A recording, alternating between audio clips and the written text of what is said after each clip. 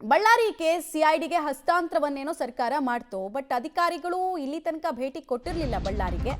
ಇವತ್ತು ಭೇಟಿ ಕೊಟ್ಟಿದ್ದಾರೆ ಅಂತ ಸರ್ಕಾರದ ಆದೇಶದ ಬೆನ್ನಲ್ಲೇ ಬಳ್ಳಾರಿಗೆ ಆಗಮಿಸಿದೆ ಸಿಐಡಿ ಟೀಮ್. ಬಳ್ಳಾರಿ ಎಸ್ಪಿ ಕಚೇರಿಗೆ ಸಿಐಡಿ ಅಧಿಕಾರಿಗಳ ತಂಡ ಭೇಟಿ ಕೊಟ್ಟಿರೋದ್ರ ಮಾಹಿತಿ ಸಿಕ್ತಿದೆ. ಬಳ್ಳಾರಿ ಎಸ್ಪಿ ಸುಮನ್ ಡಿ ಪನ್ನೇಕರ್ರಿಂದ ಘಟನೆ ಬಗ್ಗೆ ಪೊಲೀಸರು ಮಾಡಿದ್ದ ತನಿಖೆಯ ಕೇಸ್ ಫೈಲನ್ನ ಪಡೆದುಕೊಂಡಿದ್ದಾರೆ ಸಿಐಡಿ ಅಧಿಕಾರಿಗಳು. ಕೆಲ ಪ್ರೊಸೀಜರ್ಸ್ ಇರುತ್ತೆ, ಅಂದರೆ ಈ ಸ್ಟೇಷನ್ ಬ್ರೂಸ್ಪೇಟೆ ಸ್ಟೇಷನಿಂದ ಸಿಐಡಿ ಅಧಿಕಾರಿಗಳಿಗೆ ಫೈಲ್ ಕೊಡ್ತಾ ಇದ್ದೀವಿ ನಾವು ಅನ್ನೋದಕ್ಕೆ ಎರಡೂ ಕಡೆಯಲ್ಲೇ ಒಂದು ಪ್ರೊಸೀಜರ್ ಇರುತ್ತೆ. ಸೊ ಔಪಚಾರಿಕವಾಗಿ ಆ ಪ್ರೊಸೀಜರನ್ನ ಮುಗಿಸ್ಕೊಳ್ತಾರೆ. ಇಲ್ಲಿಂದ ಕ್ರೈಮ್ ಸೀನಿಗೆ ಹೋಗ್ತಾರೆ. ಆಮೇಲೆ ಸ್ಥಳ ಮಹಜರ್ ಟೈಮ್ನಲ್ಲಿ ಏನೇನು ಸಾಕ್ಷಿಗಳನ್ನು ಸಂಗ್ರಹ ಮಾಡೋದಕ್ಕಾಗತ್ತೆ ನೋಡ್ತಾರೆ. ಎರಡೂ ಬಣದ ಮಾಹಿತಿಗಳನ್ನು ಕಲೆ ಹಾಕ್ತಾರೆ. ಕೆಲವರನ್ನ ಈಗಾಗಲೇ ಅರೆಸ್ಟ್ ಮಾಡಿದ್ದಾರೆ, ಅವರಿಂದ ಕೆಲ ಮಾಹಿತಿಗಳನ್ನು ಪಡ್ಕೊಳ್ತಾರೆ. ಇಡೀ ಮಾಬು ಪೂರ್ವ ನಿಯೋಜಿತ ಅನ್ನೋದ್ರಲ್ಲಿ ಎರಡು ಅನುಮಾನ ಇರಲಿಲ್ಲ.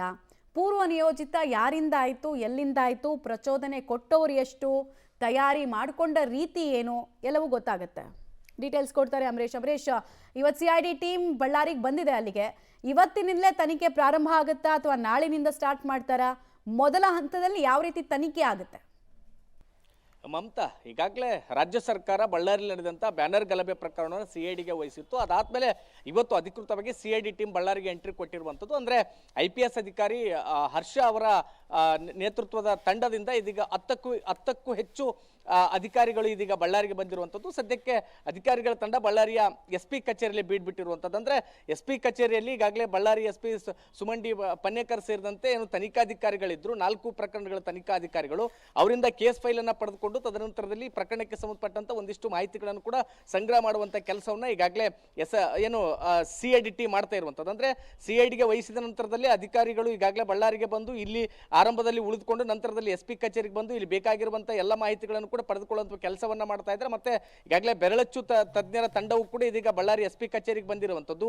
ಯಾವ್ಯಾವ ಪ್ರಾಥಮಿಕವಾಗಿ ಏನೆಲ್ಲ ದಾಖಲೆಗಳನ್ನ ಮಾಹಿತಿಗಳನ್ನ ಇಲ್ಲಿ ತನಿಖಾಧಿಕಾರಿಗಳು ಸಂಗ್ರಹ ಮಾಡಿದ್ರು ಆ ಎಲ್ಲ ಮಾಹಿತಿಗಳನ್ನು ಕೂಡ ಪಡೆಯುವಂಥ ಕೆಲಸವನ್ನು ಇದೀಗ ಸಿಐಡಿ ಅಧಿಕಾರಿಗಳ ತಂಡ ಮಾಡ್ತಾ ಇದೆ. ಅದರಲ್ಲಿ ಪ್ರಮುಖವಾಗಿ ಘಟನೆ ನಡೆದಂತ ಇಂಚು ಮಾಹಿತಿಗಳನ್ನು ಕೂಡ ಸಂಗ್ರಹ ಮಾಡುವಂಥ ಕೆಲಸವನ್ನ ಸಿಐಡಿ ಅಧಿಕಾರಿಗಳ ತಂಡ ಮಾಡ್ತಾ ಇರುವಂಥದ್ದು. ಇಲ್ಲೆಲ್ಲ ದಾಖಲೆಗಳನ್ನ ಮತ್ತು ಮಾಹಿತಿಗಳನ್ನು ಪಡೆದ ನಂತರದಲ್ಲಿ ಬಹುಶಃ ಏನು ಘಟನೆ ನಡೆದಂತ ಸ್ಥಳ ಏನಿತ್ತು ಜನಾರ್ದನ್ ರೆಡ್ಡಿ ಅವರ ಮನೆ ಮುಂಭಾಗ, ಅಲ್ಲಿಗೂ ಕೂಡ ಹೋಗುವಂತ ಸಾಧ್ಯತೆ ಇದೆ. ಈಗಾಗಲೇ ಒಳಗಡೆ ಈಗ ಸಿಕ್ಕಿರುವ ಮಾಹಿತಿಯ ಪ್ರಕಾರ ಒಬ್ರು SP, ಇನ್ನೊಬ್ರು ಅಡಿಷನಲ್ SP ಮತ್ತು DYSP ಸಿಪಾಯಿ ನೇತೃತ್ವದ ಒಟ್ಟು 10 ತಂಡಗಳು ಇದೀಗ ಬಳ್ಳಾರಿಗೆ ಆಗಮಿಸೋದ್ರ ಮೂಲಕ ಒಂದಿಷ್ಟು ಮಾಹಿತಿಗಳನ್ನು ಕೂಡ ಪಡಿತಾ ಇದ್ರೆ. ಇನ್ನು ಕೆಲವೇ ಕ್ಷಣಗಳಲ್ಲಿ 4 ಪ್ರಕರಣಗಳ ತನಿಖಾಧಿಕಾರಿಗಳನ್ನೇನು ಈ ಹಿಂದೆ ನೇಮಕ ಮಾಡಲಾಗಿತ್ತು, ಆ ಒಂದು IOಗಳು ಈ ಒಂದು ಸಿಐಡಿ ಅಧಿಕಾರಿಗಳಿಗೆ ಕೇಸ್ ಫೈಲ್ಗಳನ್ನು ಕೂಡ ಹಸ್ತಾಂತರ ಮಾಡಲಿದ್ದಾರೆ. ಮಮತಾ, ರೈಟ್, ಹಾಗೆ ಸಂಪರ್ಕದಲ್ಲಿ ವಾಪಸ್ ಬಂದೆ.